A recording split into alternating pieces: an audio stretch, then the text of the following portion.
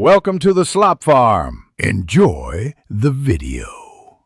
In this video, I will explain how to fix Roblox Unrated errors. First, let's ensure your internet connection is stable and strong, as a weak signal can cause issues. Next, confirm your device meets Roblox's minimum system requirements for smooth gameplay. A quick restart of your computer or mobile device can often resolve minor glitches, so give that a try as an initial troubleshooting step. Now let's check your network and Roblox's servers.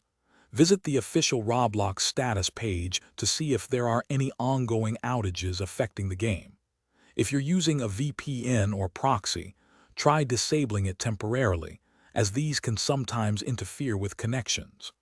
Also, a simple router and modem reset by unplugging them for about 30 seconds can often refresh your network.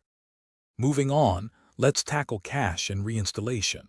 First, clear your Roblox cache and any temporary files on your device. This can remove corrupted data. Next, completely uninstall Roblox from your system to ensure a clean slate. Finally, download and reinstall the latest version of Roblox directly from their official website.